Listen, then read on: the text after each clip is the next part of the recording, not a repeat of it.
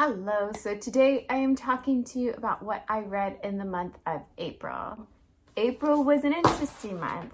As we talked about, I moved across the country, so what I thought would be like a super strong reading month actually, I knew it would kind of be one or the other. I would either be reading all of the time because it's my form of escapism, or I would be very, very busy and just wouldn't have the time to pick up a book. I was driving across the country, so I was fairly confident I would finish at least a couple of books, and that wound up being the case. So in the month of April, I read 6 books in total. It was a pretty strong reading month, which was great. So let's go over what I read. We actually started our cross-country move on March. It is March. We started our cross-country move on March 31st. So I kind of hit the ground swinging, and most of what I read, you're going to see, I read over the span of the drive across the country. So first on the list, I went for something easy peasy, Castles and Their Bones by Laura Sebastian, and I rated this a 3 out of 5. This is a teen fantasy. This is about 3 daughters, Daphne, Beatrice, and Sophiaron. And they are trained by their mother, raised basically to be the perfect brides. They've been raised to infiltrate the surrounding countries. They are already due to be married to 3 various princes. She raises all 3 girls to infiltrate these kingdoms, and essentially they are planted there at the bequest of their mother, and basically so they can take over. So yeah, I enjoyed it. The tag is Born to Rule, Raised to Deceive. It was a cute little read, and I had fun with that. Next, I read Cleopatra and Frankenstein by Coco Milors. I rated this a 4.5 out of 5 stars. This is really one I would suggest if you're a fan of Sally Rooney. This had a very detached writing style, similar to Sally Rooney's, where it could almost feel cold at times, but the characters themselves, the dialogue, you're following them, it feels so immersive. So even though the writing has a detached style, it is so character focused and seemingly pointless in plot that it really mirrors that style, and I really enjoyed this. This wound up being one of my favorite reads of the month, excluding my reread. I really, really enjoyed this. We're following Cleo and Frank as they have a whirlwind romance and essentially just elope, and a lot of their friends struggle to kind of see how this is going to work, because Cleo is a very free-spirited young woman who is very liberal. She's young, she's an artist, a painter, and Frank is sort of the opposite. He is older, so there is an age gap that already makes the dynamics interesting. But also he's kind of a straight suit. He is always kind of it's interesting because even though this is contemporary fiction and we are following a romance, the foil characters are almost the 2 protagonists. But there's just some really beautiful writing in here. There's some gorgeous lines, and it was all together. Any kind of story following the rise and fall of a romance is always going to be right up my alley. But if you like Sally Rooney, I would definitely suggest this. I do believe this was a debut novel as well, but it was gorgeous. Next, I read Book Lovers by Emily Henry. This is an ARC. This comes out May 3rd, I believe, and I was lucky enough to get an ARC for it, and I really enjoyed it. I gave it a 4 out of 5 star. It was a really fun romance. I had a lot of fun with it. Basically, for this one, we are following, essentially, when we think of a traditional rom-com, the demonized woman, the one that always has blonde hair, done up nails, is kind of like the city type, and the man goes off to a small town, falls in love with this like ethereal like woman. Well, this is about the original woman, the city slicker, the hard worker, the one that doesn't have time to sit around and cater to this guy's every whim. That is about this protagonist, and it really plays on a lot of rom-com tropes, and I had a lot of fun with it. It also really reminded me of a very dear friend of mine, and I feel like this was like an ode to those types of women, and we don't get those odes very often, and we should. And it was really just turning a lot of rom-com tropes on its own head. And I already am not a fan of like the demonizing of any style of woman, so it was really fun to see that sort of woman get to her own novel and her own love story. So yeah, did not disappoint. Next, I read Beasts of a Little Land by Yoon Hee Kim. This is about a couple of themes. We're following the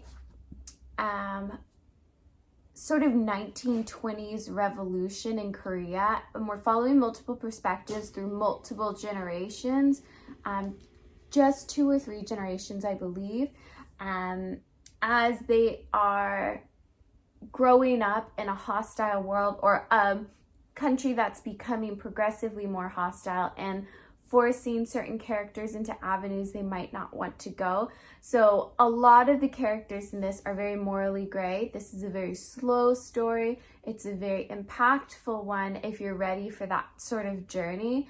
But I will say, beautiful writing, beautiful setting, very heart-wrenching story, very slow pace, completely character focused, really, with a backdrop of a war-torn Korea. So it was really, really interesting. We're following a Japanese officer. We're following communist sympathizer, Russian sympathizer. We're following 2 young people as they grow up in a world, one raised to be an escort and one that basically lost their dad early on, moves to Seoul, Korea, and is raised in the streets and slowly kind of builds their way up into a more powerful position. And we follow each character into their completion, so like until the end of their story. But it was absolutely gorgeous, and I rated it a 4 out of 5 stars. Next, we come to a couple of really exciting reads for me. So I reread Middle Game by Seanan McGuire because the second book, so I read this a couple years ago as a standalone. Let's see, when was this released? 2019, so 3 years ago now. I read this as a standalone, rated it 5 out of 5 stars. Spoiler alert, it's still a 5 out of 5 stars, but absolutely did not think anything else of it. Cut to, I think, fall of last year, Seanan McGuire announced that there would be another book within this universe. Now, it isn't a direct sequel. We are following different characters in the second one. I just got my hands on the pre-order, but this second one, we're going to be following a different set. Now, in Middle Game, this centers around Roger and Dodger. Bear with me with the names. Roger and Dodger, who are a set of twins, and they are made to basically be the end of the world. They were created by an alchemist, and a lot of this fantasy ties into alchemy. This alchemist created Roger and Dodger, and within each twin, they together will unlock to the end of the world. Roger and Dodger, respectively, are either words in their entirety and math in their entirety. It sounds more complicated than it is. Seanan McGuire has a really great way of dissecting and breaking everything down so it feels really palatable. It's not even what I would qualify as a high fantasy. I do believe it would fall slightly under urban fantasy. Definitely not anything that is going to go over your head. It's fast paced. It plays with timelines a little bit. It's just really a great time, and I would absolutely suggest this, and I cannot wait. I may or may not be in the middle of the second book right now, so stay tuned for that review, but it was just wonderful. Really great time. Definitely would recommend if you are interested in alchemy, fantasy, any kind of like speculative fantasy, or almost just maybe something a little more out of the box. I would absolutely recommend this. And now, the book I read in a day. I didn't even rate it because how do you rate something like this? And it is really true to who I am. and that I have the range I do. Oh, I also reread Pride and Prejudice by Jane Austen. I almost forgot to put this on the list. Still rated at 5 out of 5 stars.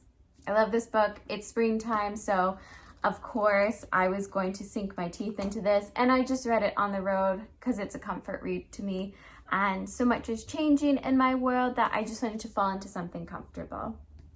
So I fell into Jane Austen's world, and I'm currently reading Persuasion now, as there is a Netflix adaptation being released, and God help us, hopefully it's better than the last movie adaptation that was released of Persuasion, but I have high hopes for this one. Now, as I was saying, last but not least, I read Off With My Head by Stassi Schroeder. This, amazing. Basically, if you don't know, I love trash television. I love it. And I am of the mind that you can really, I have a range of interests from Jane Austen to Vanderpump Rules. And this is Vanderpump Rules. Stassi was a lead in Vanderpump Rules for a number of seasons before they were fired from Bravo TV due to controversy. And this is their second book that they released, and it unpacks that time in their life when they were being canceled by the internet. Again, I didn't rate this because how do you rate a reality TV's memoir? But I had a great time. I read all of this in a day. It was so much fun. I love Stassi. I'm a Stassi sympathizer, and I know few people are, but I love Stassi. I love Beau, and it was a really great time to jump into her head. I love the Marie Antoinette vibes that this whole book has, but especially this cover.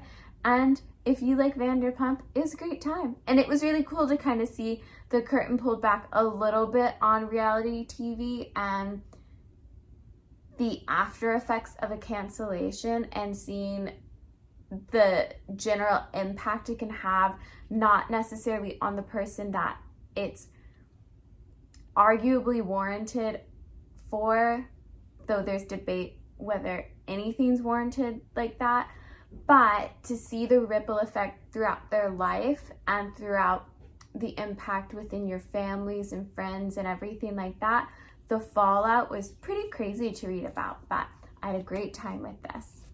So that is all I read for the month of April.